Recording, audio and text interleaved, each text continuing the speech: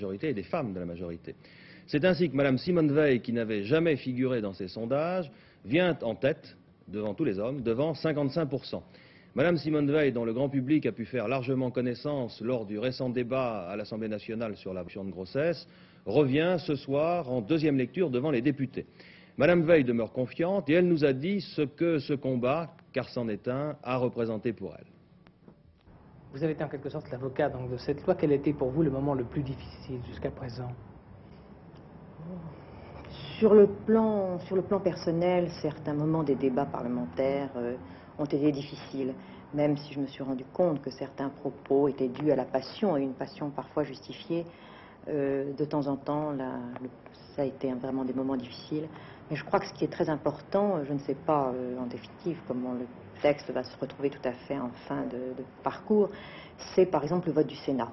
Que le Sénat ait adopté ce texte après des débats d'une très grande sérénité, d'une très grande dignité, ait adopté le texte avec 2/3 des sénateurs. Je crois que c'est une chose importante, car ça prouve qu'en définitive, il y avait un consensus général qui est d'ailleurs ressorti d'un certain nombre, enfin un consensus en tout cas très important, qui est ressorti d'ailleurs de certains sondages qui ont pu être faits. Si c'était à refaire, seriez-vous prête de nouveau à vous battre, sans compter comme vous l'avez fait, pour défendre un texte?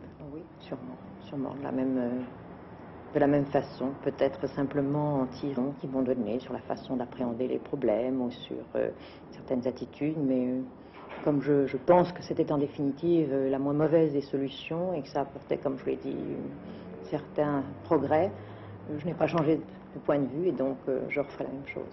Alors, dans ce débat et même dans ce combat sans concession, quelle est la conclusion que vous retirez pour vous personnellement?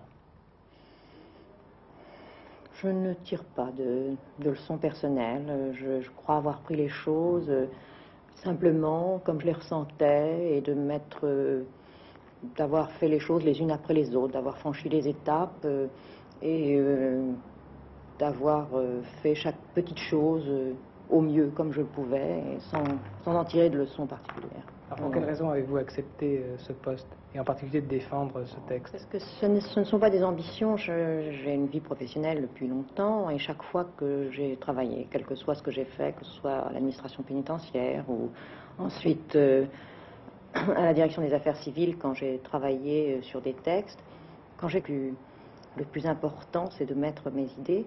Alors, être ministre, c'est une occasion privilégiée de pouvoir réaliser les choses qu'on pense, mais quand on est à un poste même de magistrat comme je l'étais, que j'ai travaillé sur des projets de loi, mon travail c'était de convaincre les ministres de mes idées éventuellement. Je suis arrivée quelquefois, pas toujours, et en tout cas de faire le mieux que je pouvais, ce qui était alors mon travail. Alors, sans fausse humilité, si vous voulez, si un jour on vous demandait de rentrer dans le rang, même dans un avenir proche, accepteriez-vous? Oh, tout à fait, tout à fait. Il y a un jour un haut magistrat qui m'a dit si on vous faisait balayer les rues, vous le feriez bien.